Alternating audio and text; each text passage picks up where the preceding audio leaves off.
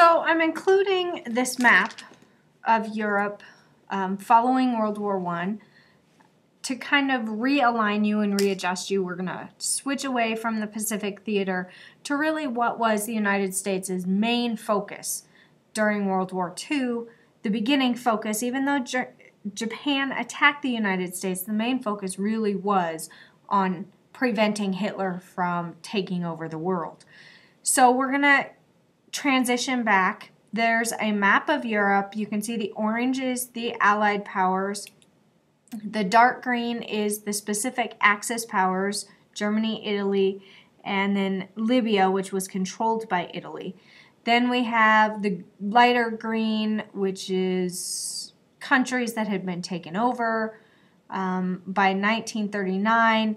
And then the next lighter green is countries that were involved to some point, part of the Axis powers. And then the white country, which is basically one country, Switzerland, is the neutral countries. So the United States was fighting, as I said, on two fronts. One against the Japanese and the other was against the Germans. There are two major battles in the European theater that we need to talk about. The first one is Stalingrad in 1942. The United States was not involved in Stalingrad, but it was still a significant battle. And then Italy, the invasion of Italy in 1943. So Stalingrad. Germany became greedy, and they made a decision to invade the Soviet Union in 1942. They knew by taking over the city of Stalingrad, it would be a huge turning point and really could possibly have ended the war against Russia. Now, Stalingrad is located on the Volga River, so it has transportation benefits to being controlled by the Germans. And there was really a lot of fighting for this position. Unfortunately, the Nazis picked a really bad time to invade. And it was an exceedingly harsh winter that year. So between the harsh winter and the Soviet resistance, the Germans were forced to surrender. Now, the Soviets, who were accustomed to harsh winters, if you can imagine, still lost nearly 1 million soldiers in a victory. The Nazis lost more soldiers to the harsh winter conditions than the actual fighting. Very, very staunch battle. You can see in the background how there's literally parts of the town completely annihilated. Now, the United States does take part in the invasion of Italy in 1943. Italy and Germany, we know, were two of the three partners of the Axis powers. Benito Mussolini is definitely someone that Adolf Hitler looks up to, so it only made sense that Mussolini and Hitler joined together. However, fascist Italy was considered the soft underbelly of the Axis powers. They were not the strong point. So, the Americans decided this is all occurring because Russia needs some pressure released from them. Germany is constantly attacking Russia, and Russia is afraid that they're going to fall. And if Russia falls to Germany, the war is over. I mean, you can just chalk it up to Germany. The entire world would be German. So Russia, Stalin comes to FDR and Winston Churchill from Great Britain and says, you've got to do something to help us. So the United States and Britain put together an attack. In particular, it was led by the Americans. Now, they attacked Sicily, which is, let me see if I can get a pin to turn on. This is Sicily right here.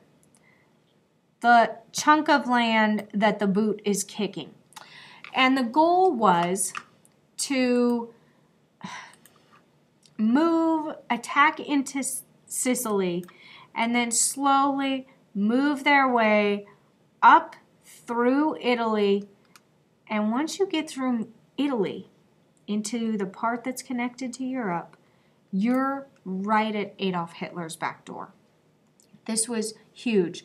The intent was to fight all the way to Berlin. I hope you can see the lines that I drew on there. Now, at the same time, Mussolini is facing extreme pressure from his people. They've been fighting with the Germans since 1939, not really getting a whole lot of success. The Italian people are very frustrated with Mussolini. And Italy surrendered. And it says very politely that Mussolini resigned as leader. That's not the reality.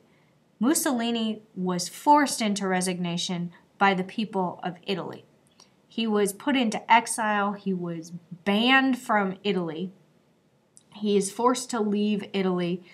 At that point, once he is out of power, Italy surrenders to the Americans.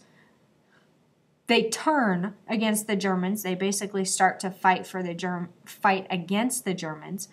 Mussolini leaves. He leaves for a little bit. However, he comes back and tries to regain power. Not a wise decision. He was charged with all sorts of crimes. He was hung.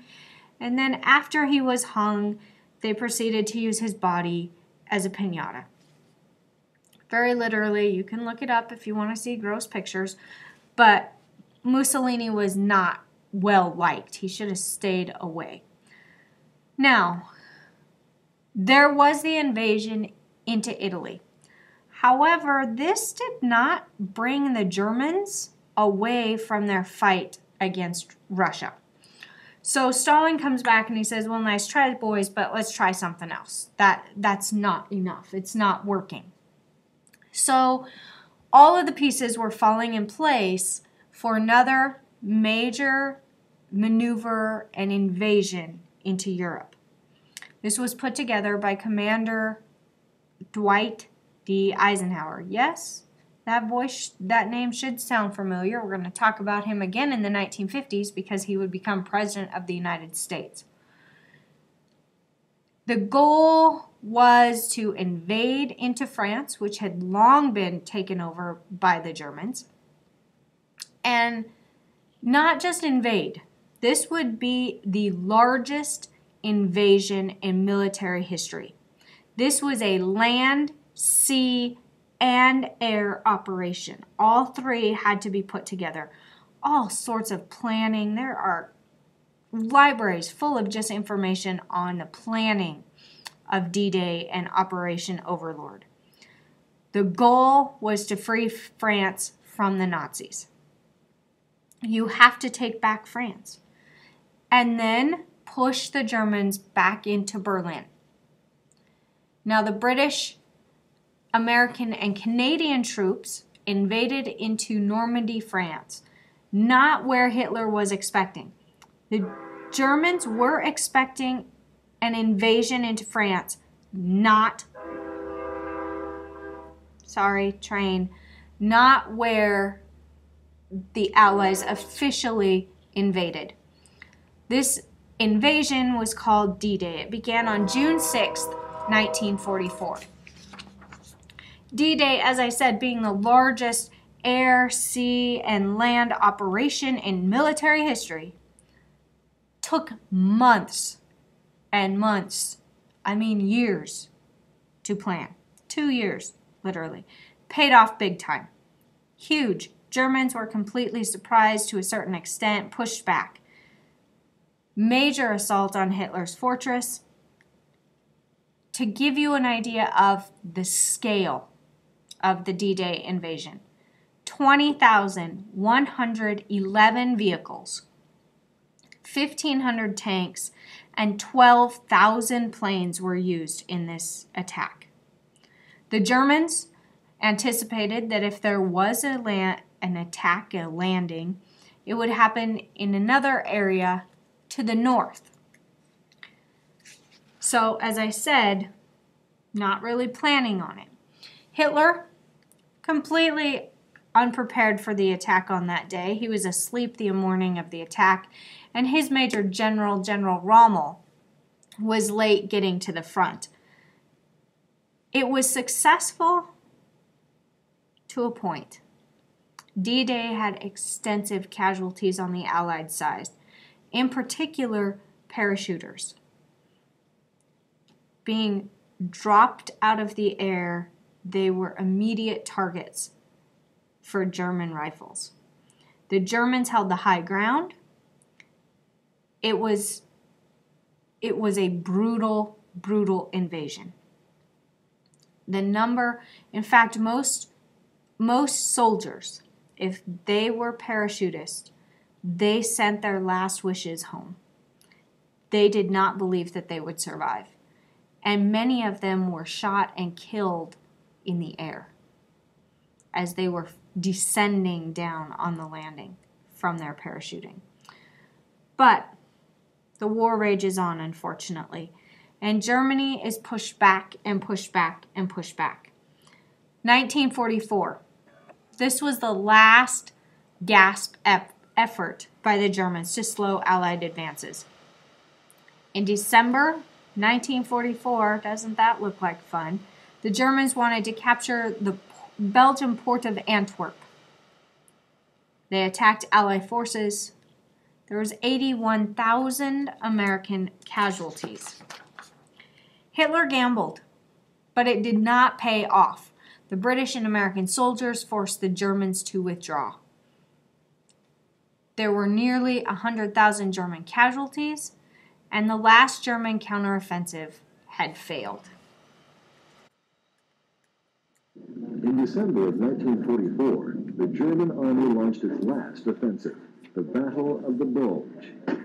The Allies, taken completely by surprise, defended the Belgian stronghold long enough for reinforcements to arrive. Allied air superiority crippled the German forces. In January of 1945, the Germans withdrew to their lines after sustaining serious casualties. Over the next few months, the war in Europe began to trickle to an end. Victory in Europe Day, VE Day, occurred on May 8, 1945. Adolf Hitler did not meet a happy ending. He spent his last days in a bunker in Berlin, petrified that the Russians would get to him. Think of all the atrocities that Hitler had done throughout the years since 1939. Millions of people had died at Adolf Hitler's hands, and he was afraid of what people would do if they caught him. So he commits suicide in April. He commits suicide by shooting himself. He also kills his mistress, girlfriend, however you want to classify it, and his dog. Remember, probably paranoia, schizophrenia. I don't know why he killed the dog, but he commits suicide. The German army surrendered, and the Allies celebrated the war's end in Europe.